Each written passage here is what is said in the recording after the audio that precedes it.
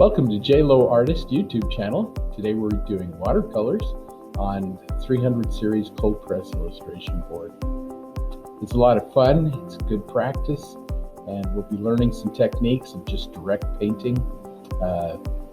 Nothing really advanced or anything, but it's good practice. So come on along and do some painting with us. And remember, art makes life better.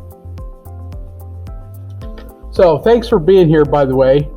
I don't know if you guys ever think about what to paint on. There are some surfaces that are better than others. This is a cold press illustration board. I love it because you don't have to adhere it to the surface. When you paint on it, it will warp a little bit, but it usually dries out very flat. It's lovely stuff to paint on. And we're just using Crayola watercolors.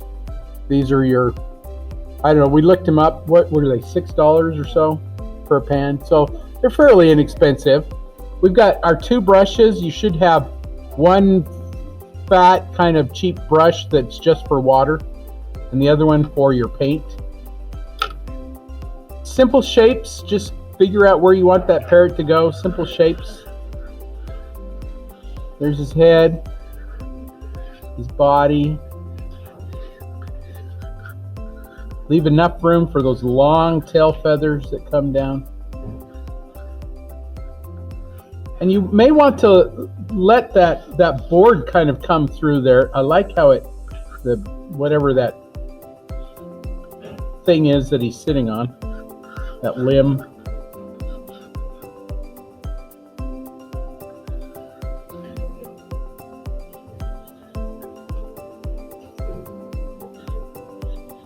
Again, this kind of depends on you. If you like to see the drawing through there and you want to do some more drawing in there, go ahead, do it. For me, I don't care about seeing the drawing part. That's not important to me. So I just want to get things where they go and then start painting. That's what's important to me. Remember, your watercolors are a natural fixative. For me, that's really all the detail I need. And yeah, also have to remember, I'm not sure that we're creating works of art that are going to be like up in a museum somewhere or even hung on the wall. This is all practice. I'd like to say it's for fun, but some of you moan and complain when you do it, so I don't think you're having fun. Like you should have fun. Remember also that our water's going to stay clean, our palette's going to be organized and well. So we're going to throw in the background as quick as we can. You want to paint back to forward. So I'm just going to go through and section off things. Remember we talked about the giornate, which are your sections. So I'm just going to section things off. Here's my water. I'm just going to dab some water into the background here. Section it off.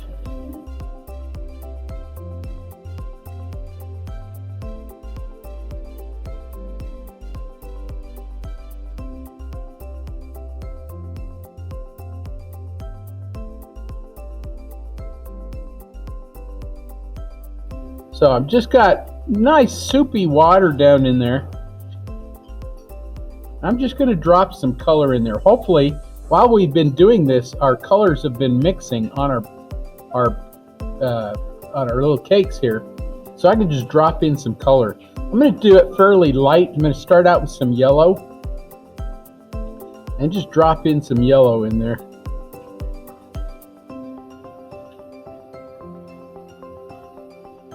And just let it fuzz out, do its thing. Not a big deal.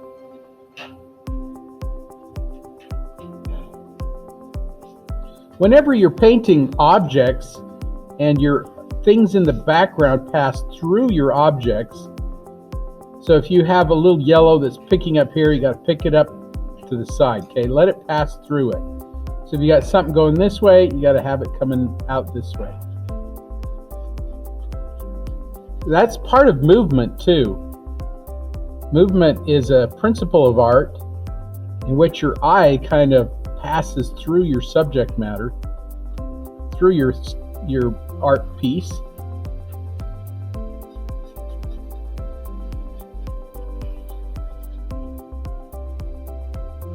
So there's some just yellow. Now I'm going to go into my greens. I could add a little bit of blues and purples in there as well.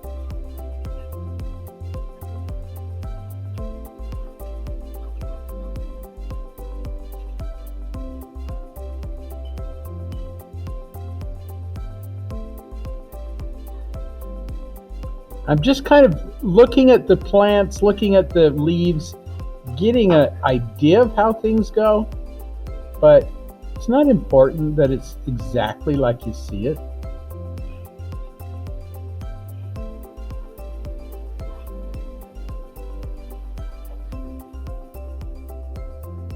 You want to go as fast as you can because this is drying, and you want that to be soft, and you want it to be fuzzy, like your background is just soft and fuzzy, like a big teddy bear.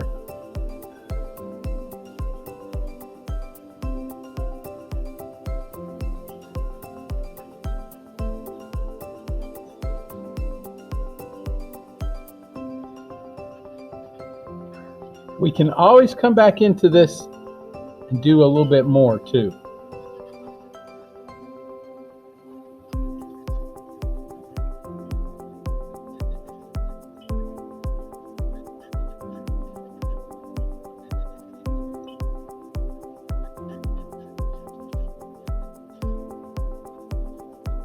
I'm not sure you want that log that's in the background. It seems to be a little distracting. So if you think to yourself, oh, that log is kind of distracting, leave it out. If you like it, you can put it in. But to me, it's a little distracting, so I'm going to just leave it out.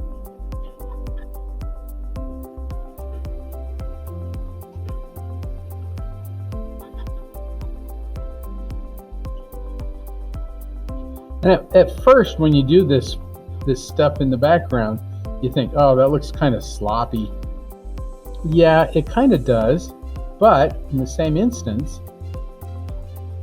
it is background, and it will kind of fade into the background as you do your foreground.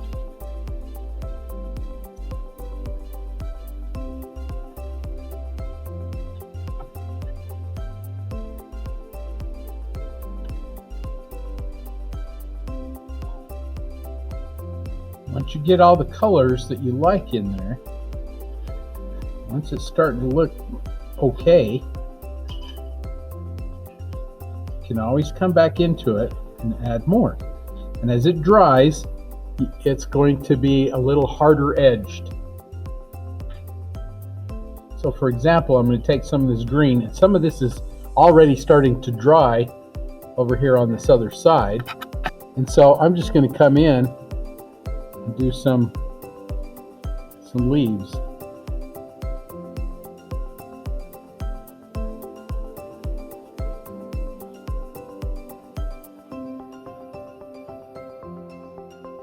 And even though those leaves, I know they're kind of hard to see because there's water in there, but they're a little harder edged, but it's still wet, still soften a little bit as it goes. Don't try to soften them. They'll do it on their own.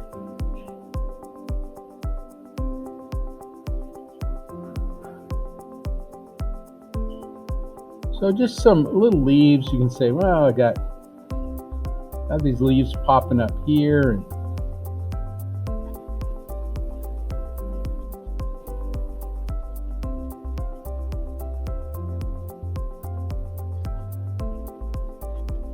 what's important is the background is just a setting. You can look at it and go, oh, okay, it's in a forest somewhere with trees. Not in a city, he's not in a cage.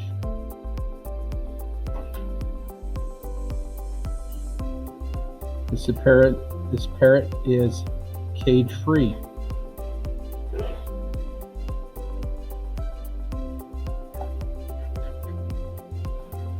And maybe I'm going to take a little bit of blue or purple. This is blue. I'm just going to do a little blue here and there just to variate some of that background so you don't have it all exactly the same.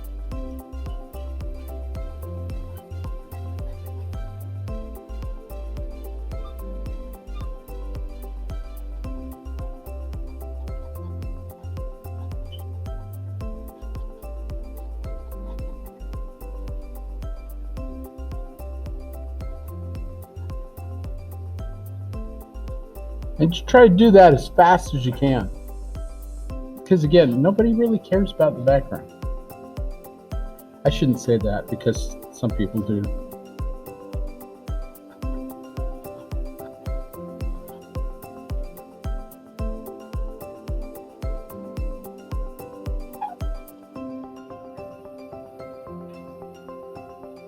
And if we had more time, remember this is just practice, it's a sketch. We've allotted ourselves an hour of time. That's all we got. So you want to paint as fast as you can with the amount of time you have.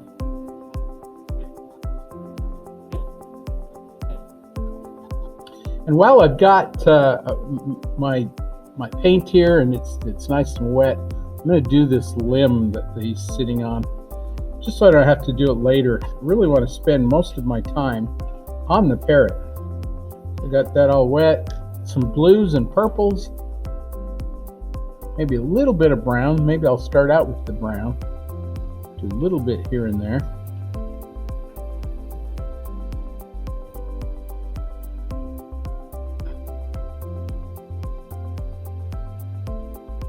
There's just a little bit of blue in there. And I'll throw some purple in there.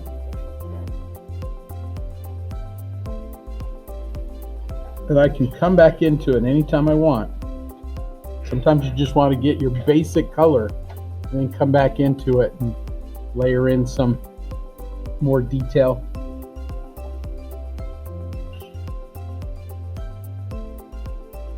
You got a lot of yellow in there, and this purple is going to turn kind of a brownish gray, kind of just a little gray color. Whenever I paint metal, I use purple.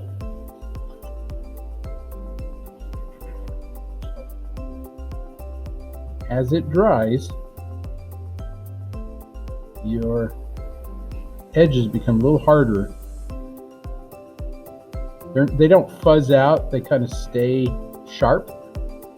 So that's a good background. That's just a good basis for everything. We can, like I say, we can come back in, we can do a little bit more to it. So time for the parrot. Time for the parrot.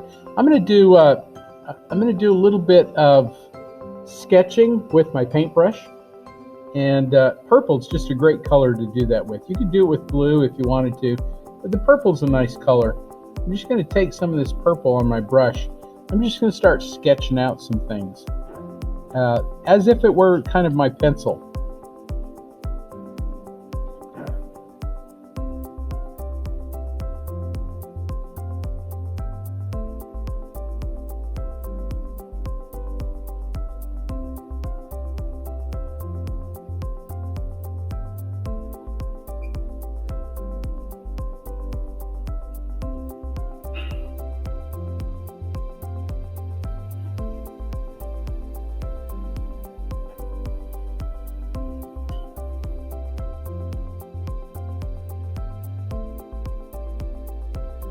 You don't have to go over everything, just enough.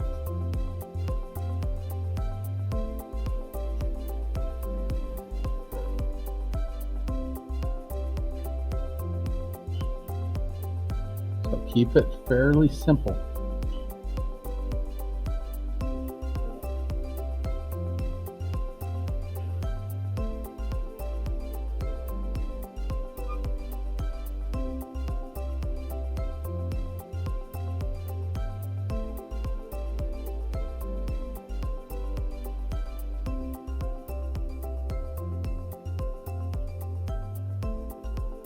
So most of the purple's gone off of my brush. I'm going to do some of this little texture in his in his face.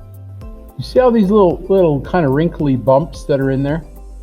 The shadow, so the light is coming from above and the shadows are kind of on the bottom. And so if you take your brush, you dip it once in the water and it still has a little bit of that purple in there, I'm just going to go in and just touch some of these little spots. And it's very light, very, very light. And just with just a couple little touches with your brush, try to get that texture in there. Just very light.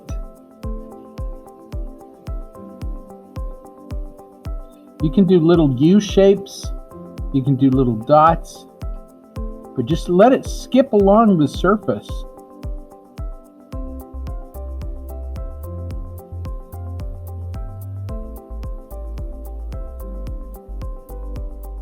We can come back into it with a little blue or another color.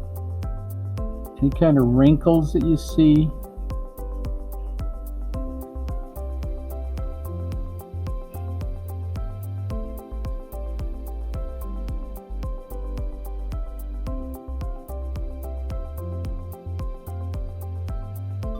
Some of it is really light, so as you're painting, that paint is kind of leaving your brush and just giving a kind of a ghosty, very light blue. We can always come back into it later. And while I'm there, I'm gonna do a little bit of this gray in his beak.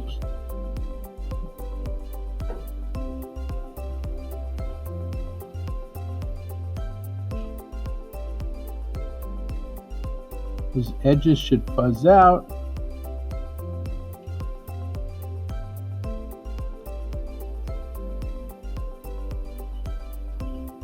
I haven't even dipped into my brush back into the paint yet. This is just whatever was in my brush. It's still kind of coming out.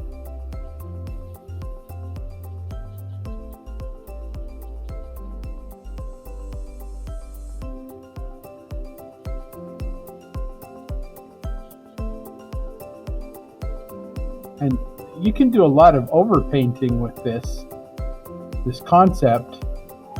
So you just go into it and you're kind of sketching in things, figuring out where everything goes with paint. Then you don't have to deal with the pencil. And it's kind of spontaneous.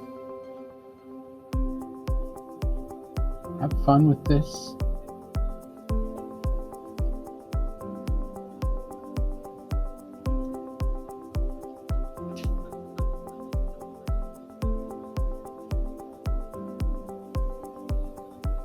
A little bird looks like he ate one too many canoodle.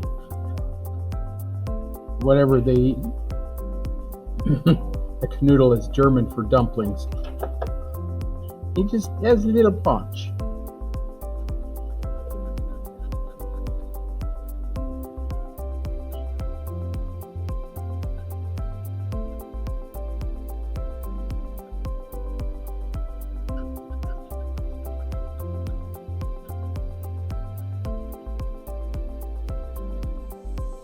This is that dry brush, so your brush has paint on it, but it's not soppy, painty wet.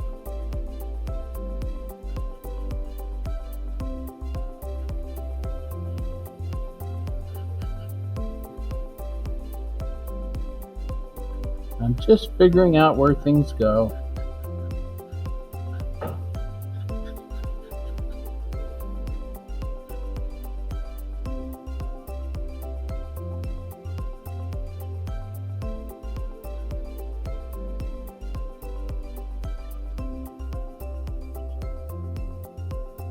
And from here, you can go anywhere you want to. You can say, well, now I'm going to start with the red, or maybe I want to increase that contrast of his beak. That's where you're going to use a little tiny bit of black. And over that purple, it's going to go very dark. So if you wanted to do the black right now, you're more than welcome to. I think I'm going to wait till the end to do it, to tell you the truth. I'm going to take a little bit of yellow, just a tiny bit, and do over his beak.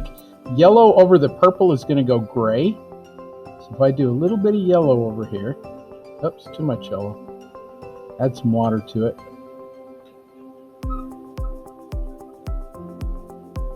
over that purple, it's going to turn gray. It's kind of hard to see with the water that's reflecting on the light.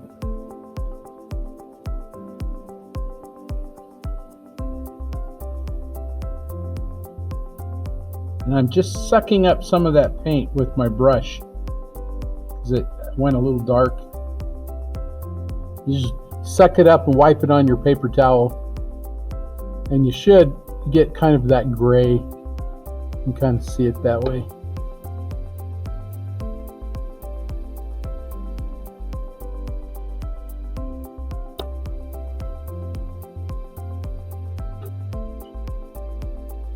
Maybe I'm going to do just a tiny bit of blue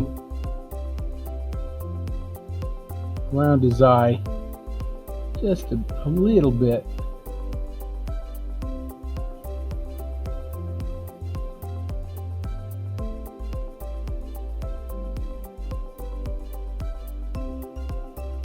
So again, let me shield it from the light. You can see what I'm doing there. As soon as it dries, the light doesn't affect it as much, but I'm just adding a little bit of blue to some of these shadowy areas. If it touches the purple, that's okay. Anything white, usually in shadow, is cool. So blues, purples. Not sure what color his eye is. It almost looks green, but I've got just a tiny bit of blue there. If I take my yellow, just a tiny bit, I've got some blue in my brush already. It's going to mix and become green, so I may want to just a little bit of that up in there. As it mixes, it will become green. Now I'm ready for the pizzazz, which is the red. So I'm just going to dip into my red, pick up some of that red. I might have a little bit of purple and blue left in there, which means this part might go a little darker. I didn't have very much.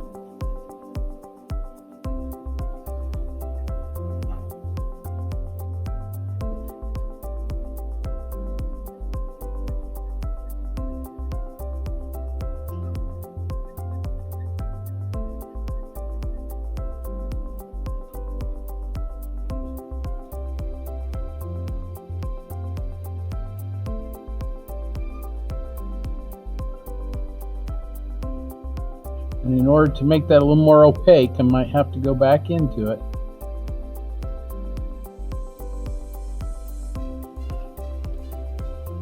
Watercolors are usually not very opaque anyway. They're translucent. So you gotta kind of layer them in. So I'll go back into it. I'll layer a little bit in there. Here's a little yellow, because I see that kind of light in there, but it's warm. It's kind of yellow. So you could add a little yellow to that, or a little orange if you want to. In his wing, it's kind of orange. You can add some orange in there. And just whatever color you feel like you see. This is kind of impressionistic as well. The more color, the better.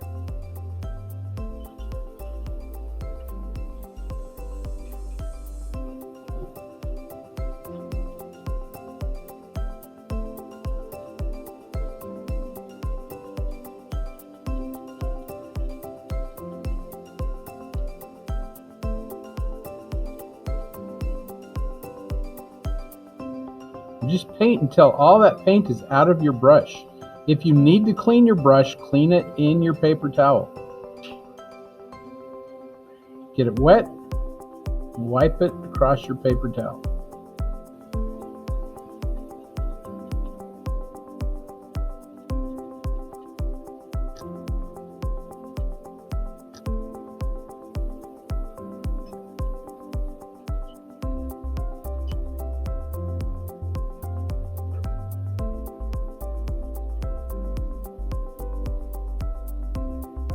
What color do you get when you mix red and green? Brown. And so on your edges where the green is, you might get a little bit of that brown, and that's okay. That kind of helps to create that edge. That's why I didn't draw a line to begin with. I just knew that edge would take care of itself.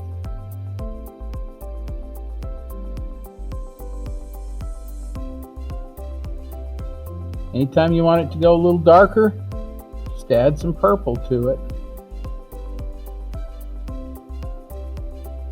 Why not add black? I mean, if technically black added to any color becomes a shade, right? But when you add black, it looks kind of poopy. However, I'm going to add the black right now to his beak just because I want it to pop. I'm going to add just a tiny bit to his eye because I want that to pop. And I want his beak to be nice and dark. So I'm going to kind of dry out my brush so that I don't have a lot of soupy water in there.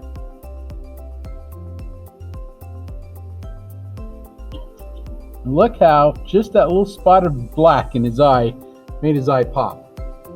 Now his eye's coming through. And the same thing's going to happen with his beak. A little bit of black on his beak. Over that purple.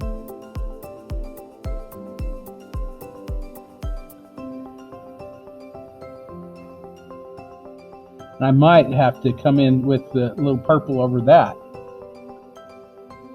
because it might be too strong.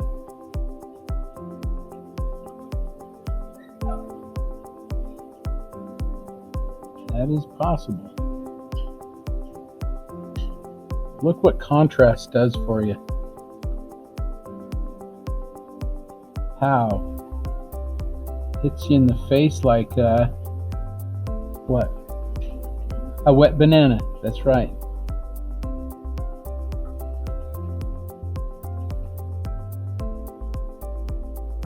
That contrast is just going to make your object pop. And look at what happens to our background. It just fades.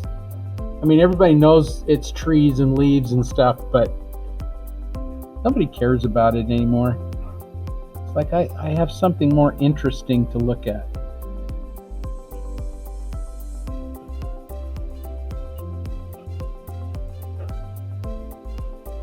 I don't know if there's any black anywhere else that we need to put it. Maybe a little bit. While I've got it in my brush, maybe I'll put a little bit here and there. But I'll need it with purple.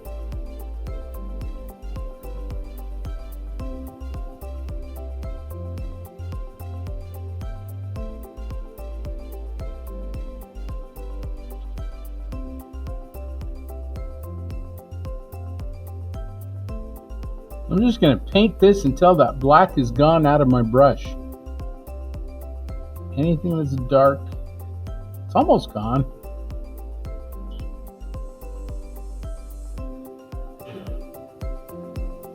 Any of you see Mr. Lowe's faux pas?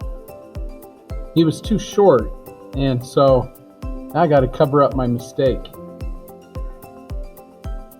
which is easy.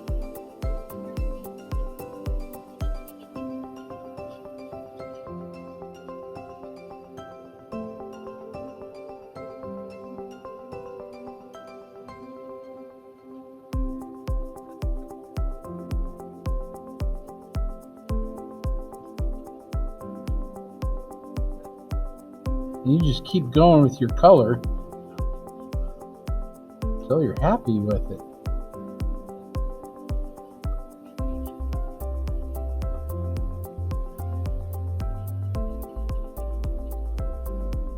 And as you do, that's going to dry, and you can always come back in and add a little bit more. You come back in and go, well, you know what? I've got a little bit of blue in my brush. Go back into those little wrinkles down in there because they're a little stronger there in the bottom. Whatever you feel like you need to do.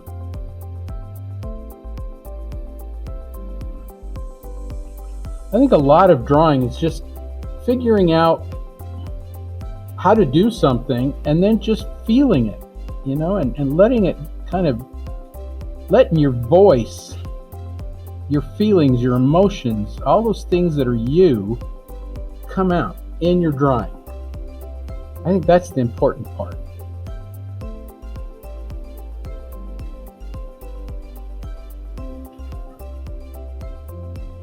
So you can come back in. I'm just going to scumble in some of this. Got a little bit of blue or purple on my brush, and I'm just going to get it wet and mix it with that black and just get those edges to be a little softer down in there.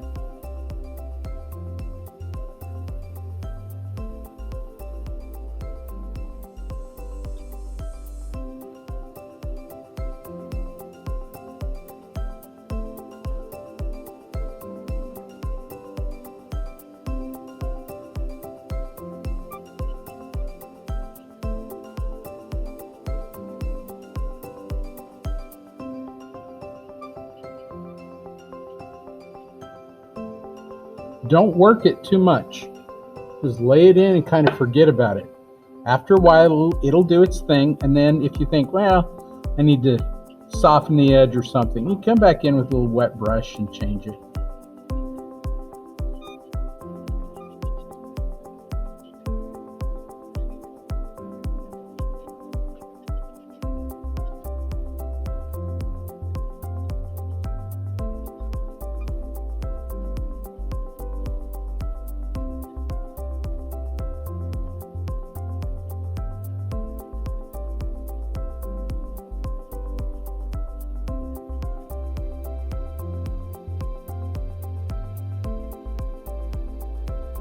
So often I hear the same thing about watercolors.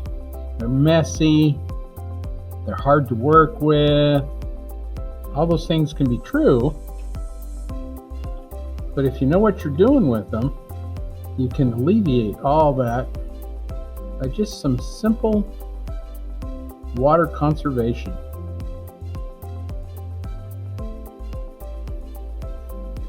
Paint a little here, and then if it gets too wet, move on someplace else. Or if it gets dry, just a little bit of water, dabble it in, you got it. I think you gotta be kind of patient with it, and you gotta allow it to do its thing too.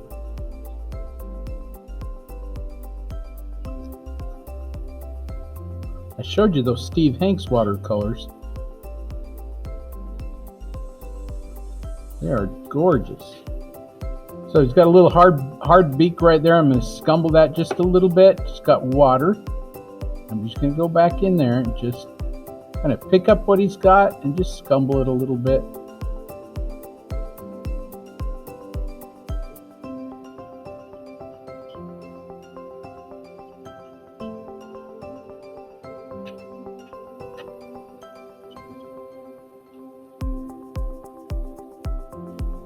You want to make some little furry areas in his feathers. There's a little bit of purple. It'll mix with that red and it'll look just fine. And it mixes with a little bit of the yellow, it'll turn a little gray. That's okay too.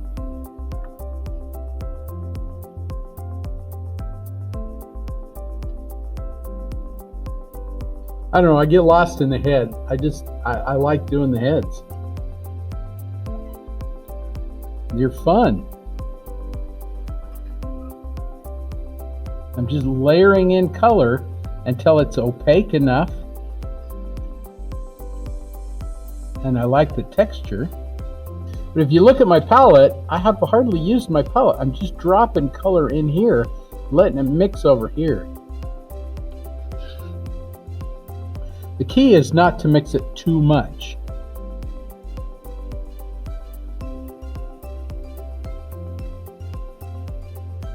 Mix it too much, then it gets kind of muddy. So you gotta find that happy medium.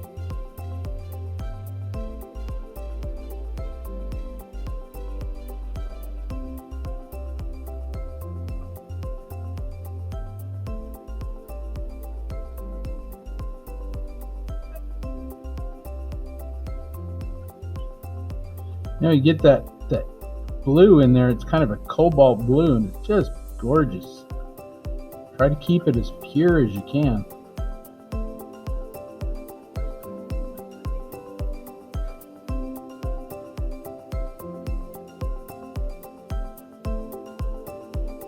When you're doing the wings, there's little blue tips in the wings. Put those in kind of towards the end. Maybe a few little light lines to show that those are little feathers that kind of come through there. And voila, you got it.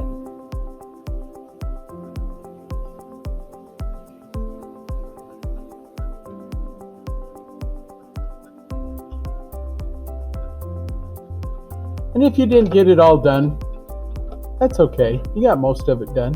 You got the important part, that's the head, right? But you can, this parrot can be found online. I do that so that you can finish these if you'd like to.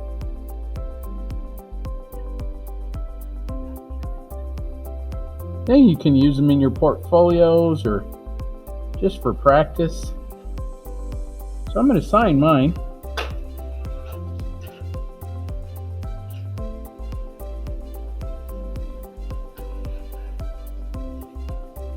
Thanks for painting with me, and I hope you guys all have a great day. And remember, art makes life better.